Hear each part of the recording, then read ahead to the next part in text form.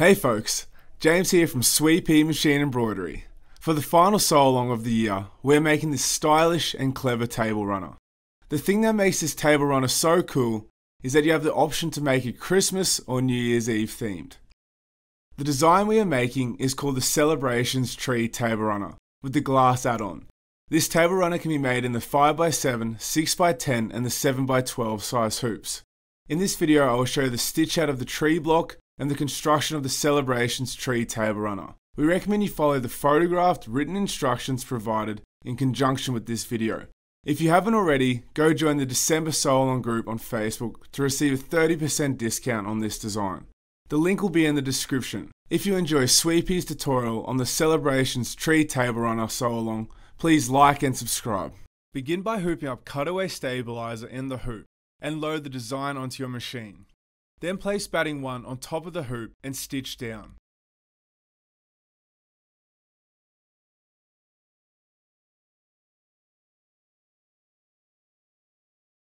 Once stitched down, remove the hoop from your machine and trim the batting about 1 to 2 mm from the stitching using your applique scissors.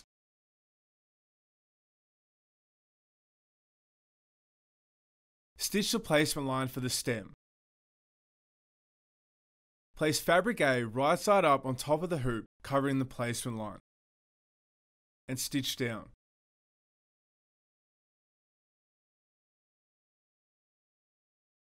Remove the hoop from your machine and trim the fabric about 1 to 2 mm from the stitching. Leave the excess fabric in the seams. Do the applique of the tree using the following diagram. You can also find this diagram on your provided instructions. Use the left-hand side of the stem as a placement line for fabric B. Place fabric B on top of the hoop, wrong side up, with about 1/4 inch or 1/2 centimeter across the placement line, with the excess on the top of the stem. Stitch the fabric B down. Fold fabric B over so the right side is up. Stitch down. And trim the fabric about 1 to 2 mm from the stitching. Leave the excess fabric in the seams. Use the right hand side of the stem as the placement line for your second fabric B. Place fabric B on top of the hoop, wrong side up, with about 1/4 inch or 1/2 centimeter across the placement line, with the excess on top of the stem. Stitch the fabric B down. Fold fabric B over so the right side is up.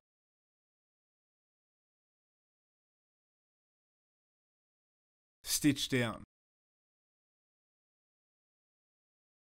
And trim the fabric about 1 to 2 mm from the stitching.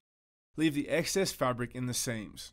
Use the top of the background, fabric B, as the placement line for fabric C. Place fabric C on top of the hoop, wrong side up, with about 1/4 inch or 1/2 centimeter across the placement line, with the excess on top of the background fabric B. Stitch fabric C down. Fold fabric C over so the right side is up. Stitch down. And trim the fabric about 1 to 2 mm from the stitching. Repeat for fabric D to fabric K, using the top stitching line of the previous piece as the placement line.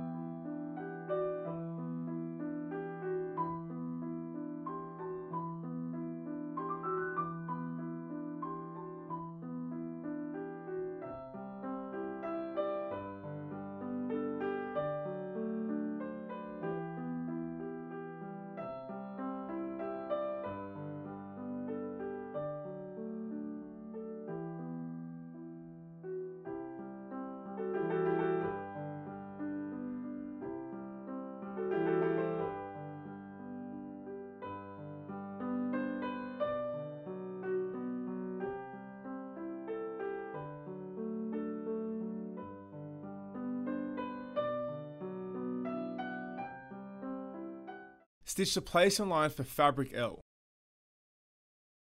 Place fabric L on top of the hoop wrong side up with about 1/4 inch or 1/2 centimeter across the placement line, with the excess on top of the tree.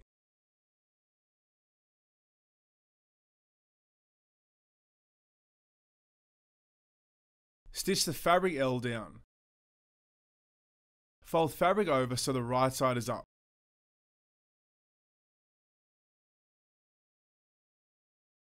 Stitch down.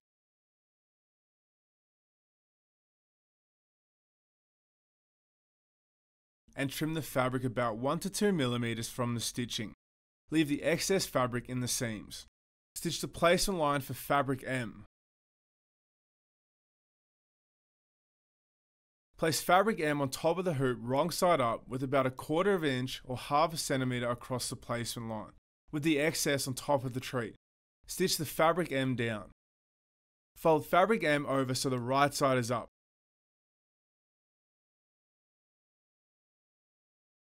Stitch down.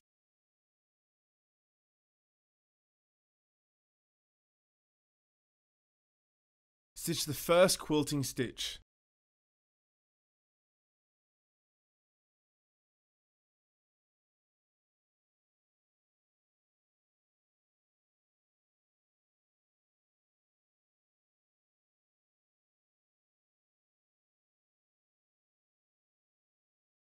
Stitch the second quilting stitch.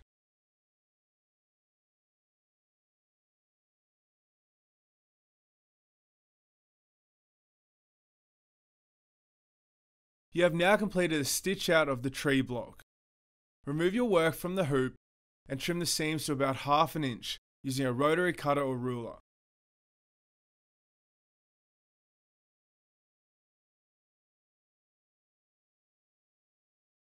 Here you have the completed block.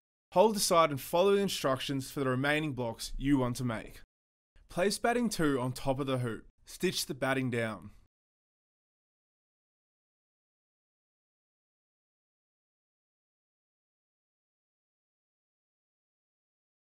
Remove the hoop from your machine and trim the batting about 1 to 2 millimeters from the stitching.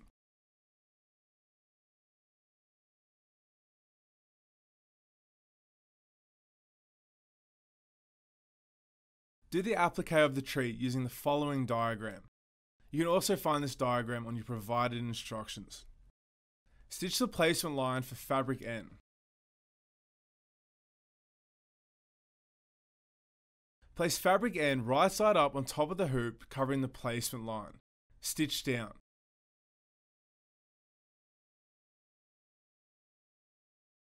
Remove the hoop from your machine and trim the fabric about 1 to 2 millimeters from the stitching, leaving the excess fabric in the seams. Use the bottom edge of fabric N as the placement line for fabric O. Place fabric O on top of the hoop wrong side up with about 1/4 inch or 1/2 centimeter across the placement line, with the excess on top of the stem. Stitch the fabric O down. Fold fabric O over so the right side is up. Stitch down. Remove the hoop from your machine and trim the fabric about 1 to 2 millimeters from the stitching. Repeat for fabric P to fabric W.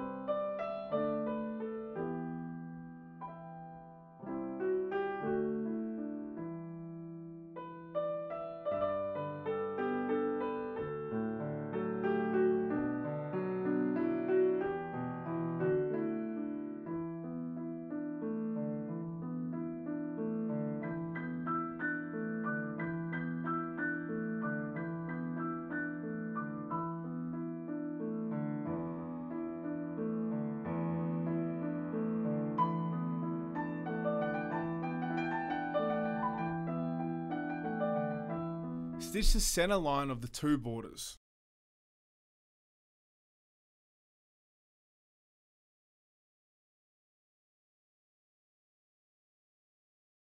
Remove from the hoop and trim the seams to about 1/2 inch.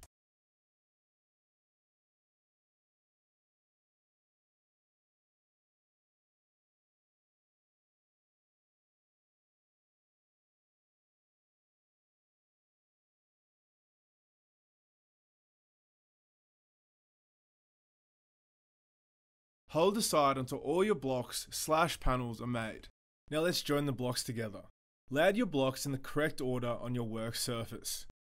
You'll want a border block laying vertically between each tree or glass block.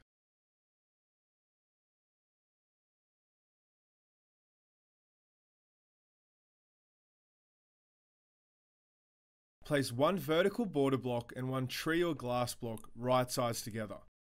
Pin along one edge, lining up the border stitching the best you can. Sew a 1/2 inch seam sewing just inside the border lines already on the blocks.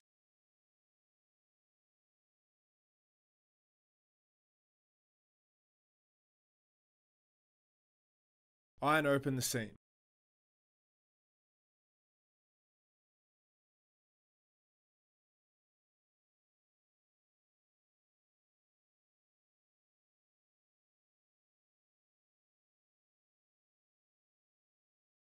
Continue joining the other panels in the same fashion.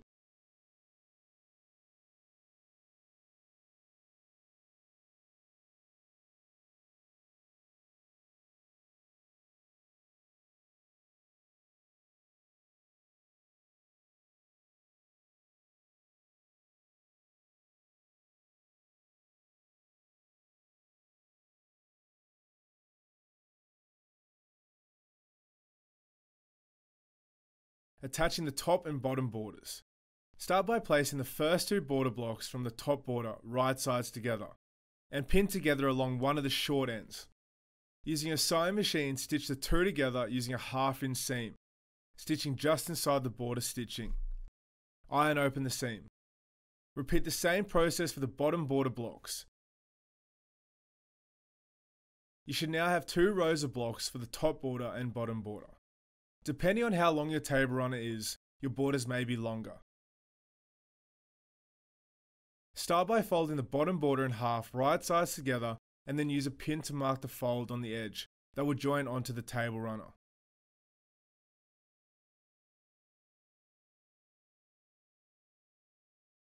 Repeat the same folding and marking with the pin process for the table runner.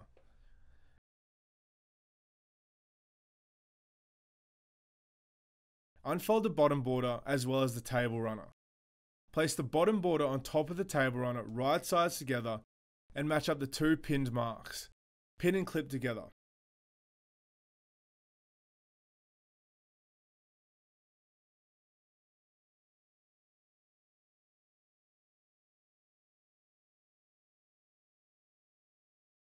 Using a sewing machine, stitch the bottom border and table runner together using a 1/2 inch seam, stitching just inside the border stitching.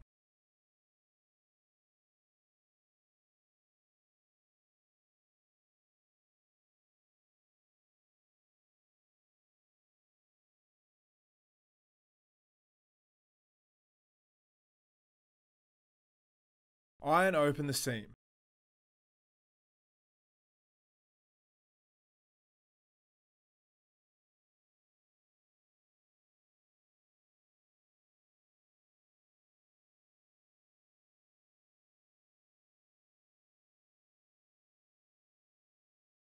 Repeat the above process to attach the top border to the table runner.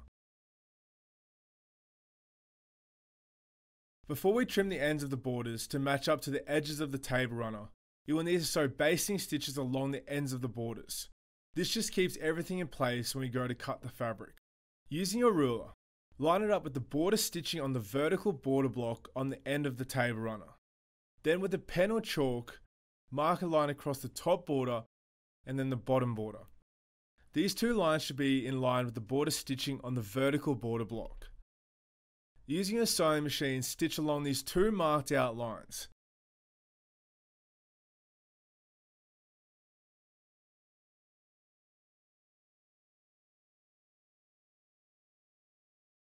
Using a rotary cutter and ruler, trim off the ends of the borders so they are in line with the edge of the table runner.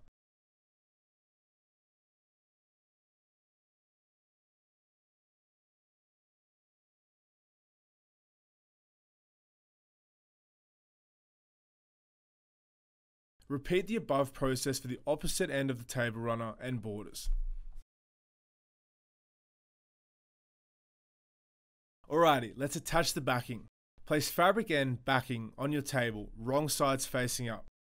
Place your sewn table runner on top of fabric end, wrong sides together. You can lightly spray your backing fabric to the back of your table runner to help the blocks stay in place while stitching in the ditch. Alternatively, you can place safety pins approximately 4 inches apart across the whole front of the table runner, going through all layers.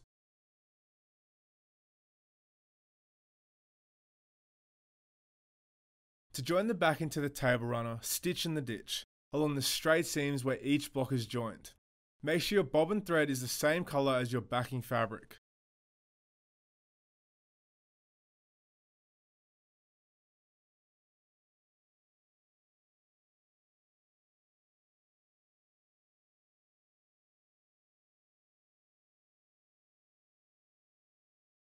Trim the excess backing so it's exactly 1.5 inches bigger around the table runner. We used a cutting ruler and pencil or pen to mark out exactly 1.5 inches.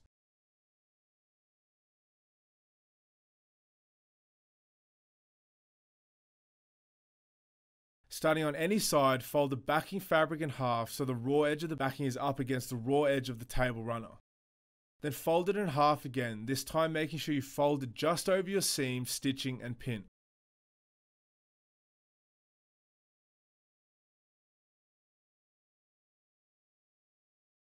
Continue pinning your binding until you reach your first corner. When you get to the corner, try and make a nice mitered corner. Turn your binding in at the corner and continue folding the same way as we did for the first side of the binding. You can iron your folds as you go if this helps with your mitered corners. Fold a final time and pin the corner in place.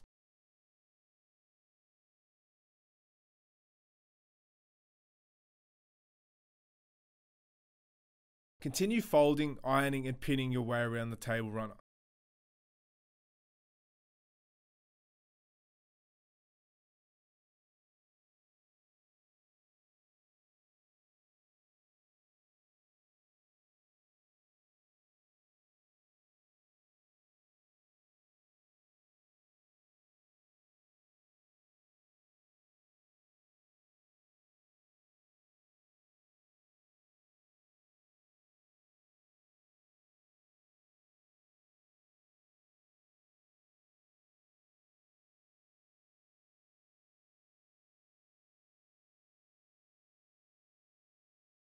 Starting anywhere, sew the binding to the table runner just inside the folded edge of the binding. If you want, change your bobbin thread to match your backing. When you get to the corner, simply leave your needle down and lift the foot and rotate the table runner. Put your foot down and continue stitching in this fashion until you're right around the table runner.